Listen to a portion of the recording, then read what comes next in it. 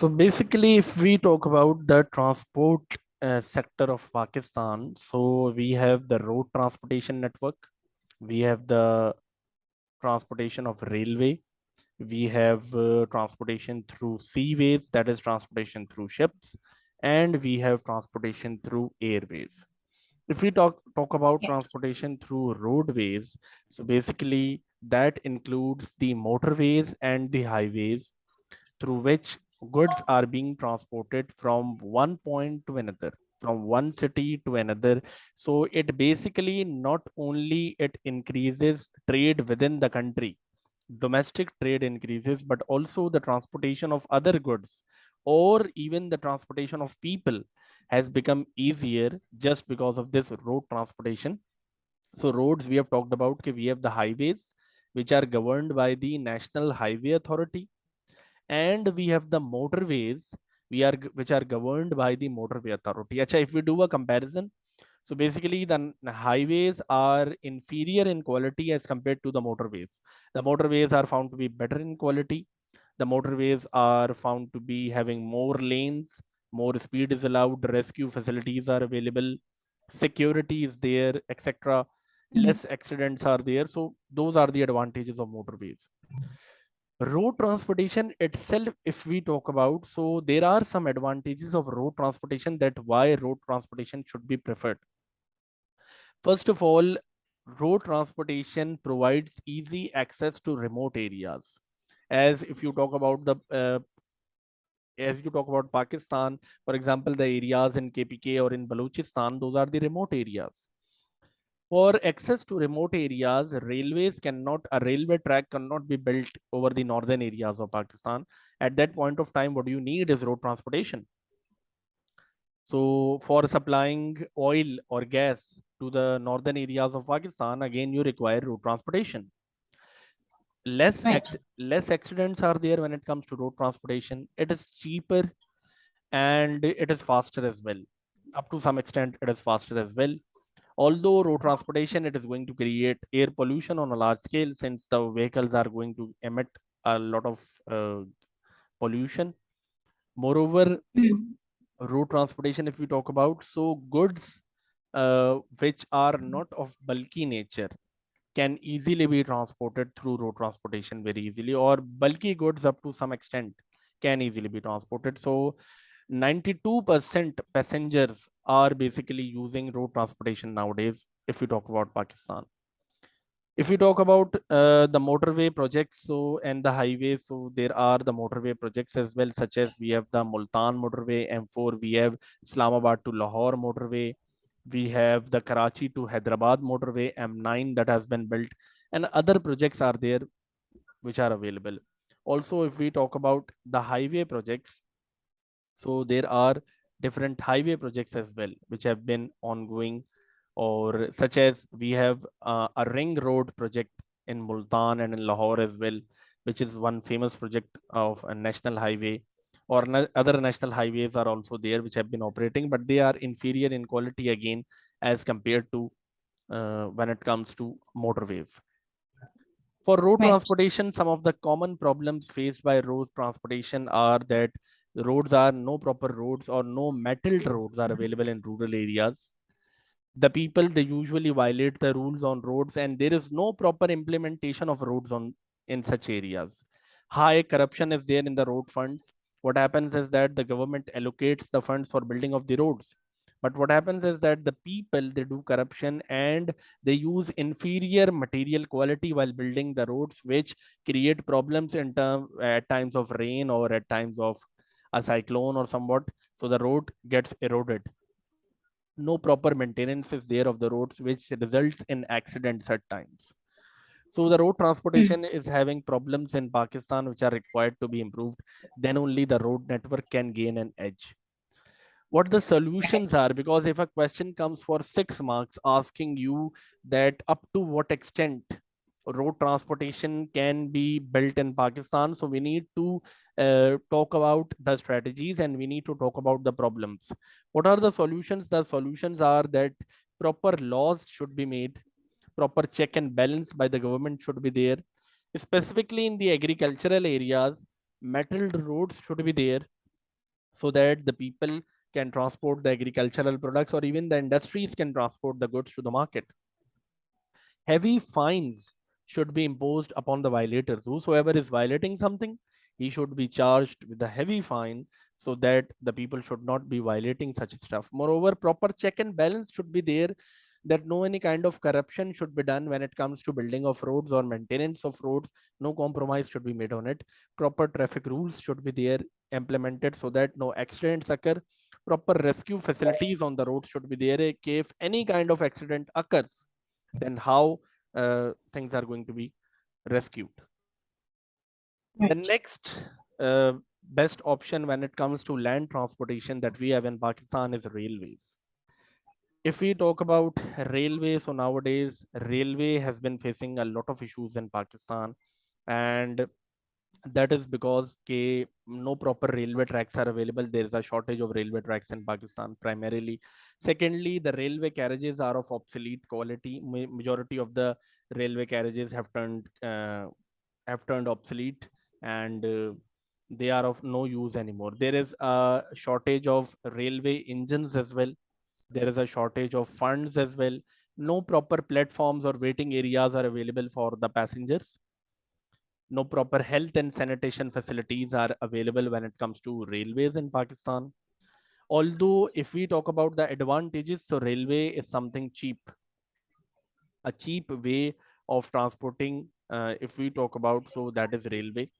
And bulky goods or heavy goods can easily be transported through the railway. Railway can transport very heavy goods very easily, and it takes quite less time as well. So as compared to road transportation, there are less accidents, less air pollution. Heavy goods can easily be transported, but the railway requires railway tracks, which are expensive to be built, and the government is not having funds. So what do we see in railway is the common problems are that overstaffing is there. Corruption has been observed, that proper funds are not allocated for the building of carriages and railway and other stuff. There has been observed a shortage of funds as well. So this has led to a lot of problems. Moreover, union activities, the labor union have been set up, and that is just promoting the welfare of certain people. That is not promoting the welfare of the local passengers. What are the suggestions? Suggestions are that first of all, corruption should be eradicated. New projects should be initiated. The trains should be privatized. Private sector should be invited, and not only the government, because nowadays majority of the trains are operated by the government in Pakistan. What the government can do is that they can privatize the trains. They can provide the trains to the private sector. And once the private sector is going to operate, there are chances that the trains can improve. Proper usage of funds should be done, so that again improvement can be observed very easily. So these are some of the suggestions when it comes to train. However, a question can come regarding the distribution of railway network in Pakistan. So if you refer to the chapter transportation in your book, on the very first page of the chapter, if you see, there is a map that is available. In that map, railway lines have been set up, and they show in which of the areas railway lines are available. If you see in this map, so basically railway lines are available in Sindh, railway lines are available in Punjab, and the longest railway route is basically from Karachi till Peshawar. Railway lines are available in KPK. However, no railway track is available in the northern areas of Pakistan due to the relief features. Moreover, no railway track has been observed in the Balochistan, just because there is no demand and it is difficult to build railway tracks in Balochistan. So the government has not invested therein. So in majority of the areas of Balochistan, you are not going to observe any railway that is available. So this is how the distribution of railway network is available. Majority of the railway tracks are accumulated between Sindh and Punjab. And if we talk about tracks, so there is a single track available. In very few areas, double tracks are available. Double tracks means that a train is going and a train is coming from the other side at the same time. What happens is in Pakistan, single tracks are available. So first of all, a train is going to go to the location, then only if it gets free, then the other train can come from the opposite direction. So that issue is also required to be resolved. So this is something about railway. Usually in the examination, a comparison can also come asking you to compare between what railway or roadways, okay, which is better. So it depends upon the goods. It depends upon the type. Okay, what do you need? Then you can finalize. Okay, either it should be railway or it should be roadway. The next mode of transportation that we have is water transportation. Water transportation includes boats, jet skis, steamers, skimmers, or other modes of boats are available. Ships are available, which are used to transport the goods from one country to another country or one area to another area. For water transportation, you require a port, and three large ports are there in Pakistan. One is located in Balochistan, which is called as the Gwadar port. Two are located in Sindh. One is called as the Karachi port, and other one is called as the Port Qasim. Two ports are there. Okay. Acha ji. Moreover, the thing is that for water transportation, it is one of the cheapest mode of transportation. If you want to send anything across the globe at cheaper rates, then the best option available to you is water transportation.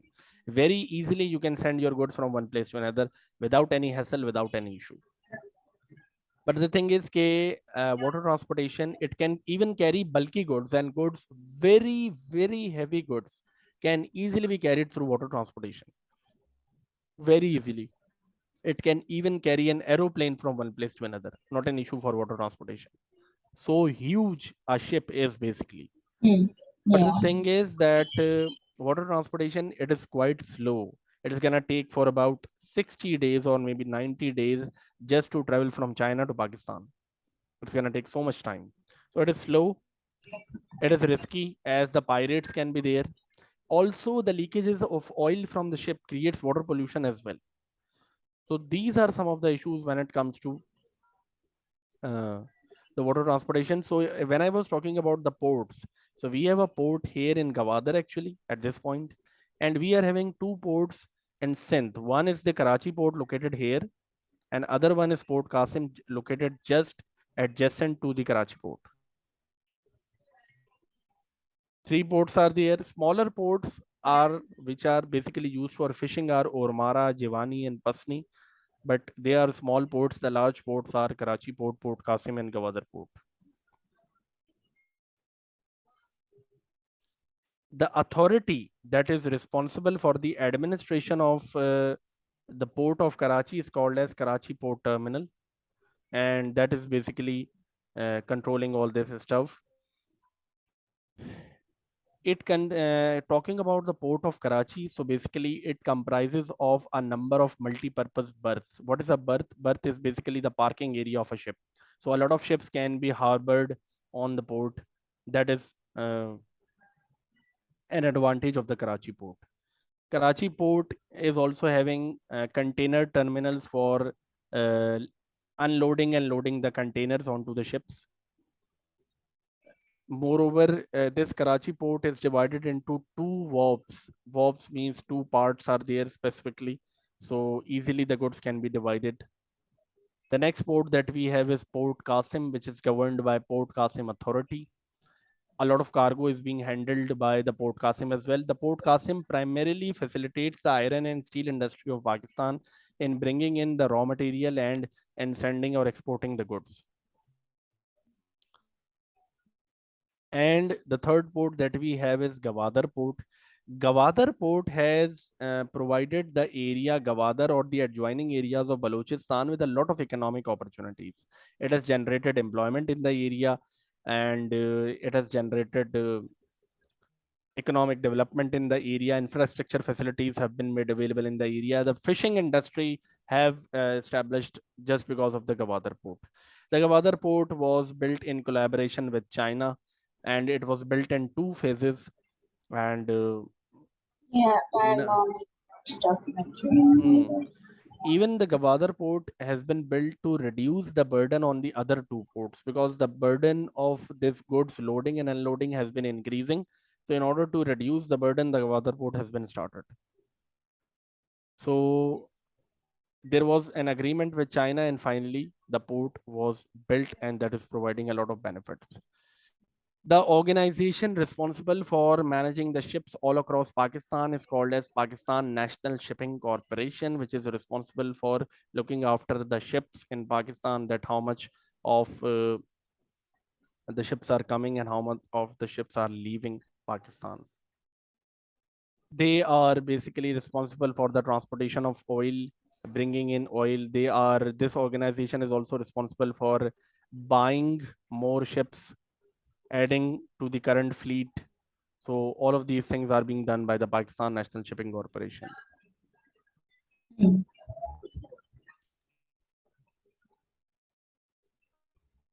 The next mode of transportation that we have is air transportation. The fastest mode of transportation, and at times it is also called as the safest mode of transportation all across the world. Safe not in Pakistan, but all across the world, it has been called as the safest mode of transportation. Goods of sensitive nature or goods of urgent nature can easily be transported through air transportation. Very easily from one place to another, you can transport the goods. It's not an issue. And air transportation is of benefit for the people as well, that people can easily move or travel from one place to another without any hassle, without any issue. For air transportation, airports are required, and airports again, basically they cater to domestic and international flights both. There are certain airports in Pakistan which cater to international and domestic flights. However, there are certain airports which cater to only domestic flights.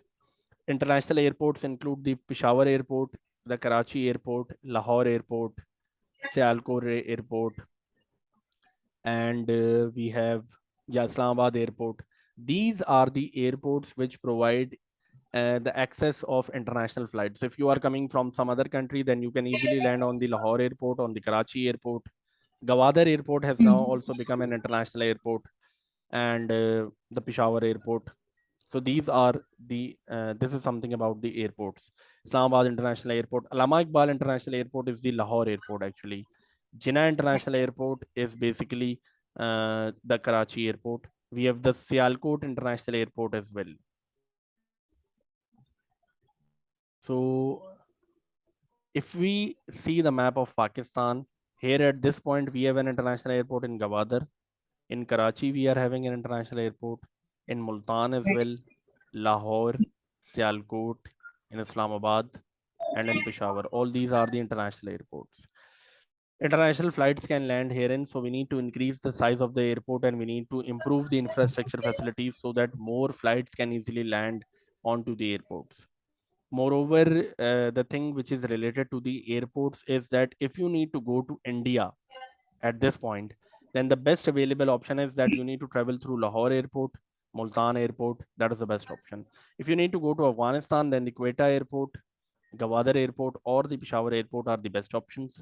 If you need to go towards the Middle East, that you need to travel to Turkey, Dubai, Saudi Arabia, then the best option is Karachi Airport, because Karachi and Gwadar Airport, they are located towards this Middle East countries. So yeah, so if you travel from Saudi Arabia to Lahore Airport, then what happens is the fare is usually higher. While if you just reach Karachi, then the fare is usually lower, because Karachi is in towards the direction of that area and Lahore is basically a bit far away. At times it also happens that you need to land onto the Karachi airport and then you take another flight, and you can have, along with the connecting flight, you need to go to the Lahore airport. This also happens at times. However, at times it doesn't happen. It varies. So air transportation, uh, although the air transportation sector of Pakistan has been found to be declining due to lack of funds and due to incapable staff available, untrained staff available, and lack of government support. However, air transport sector requires to be developed so that the problems related to corruptions, flight delays should be resolved. Because what happens is basically nowadays international bans have been placed on Pakistan International Airlines. Even certain countries are not allowing the planes of Pakistan. Why? Because they say that these planes have not met the international standards. These planes are not up to the mark. We cannot allow such planes to reach or to land into our country. So this is another issue. The authority that is responsible to monitor the issues within Pakistan is called as the Civil Aviation Authority. The solutions is basically the bailout package, that is loans from other countries. New aircraft should be bought and management trained labor should be provided. More private organizations can be incorporated so that if private flights are going to be there, they are going to look upon the international standards and other stuff. And the next thing that we have in this chapter is basically telecommunication. When it comes to telecommunication, so basically telecommunication is the use of internet, the use of media to communicate or to talk or do any activity while you are sitting at one corner of the world with other corner of the world. So if we talk about the advantages of telecommunication, so with the help of this internet and other network or communication facilities available, distance learning education, that is the child sitting in the other corner of the world and the teacher is somewhere in another country, this has been possible now just because of the internet available. So that is one important advantage when it comes to telecommunication. The next important advantage we have is transfer of money. Nowadays, with the help of internet banking, funds can easily be transferred from one place to another without any issue.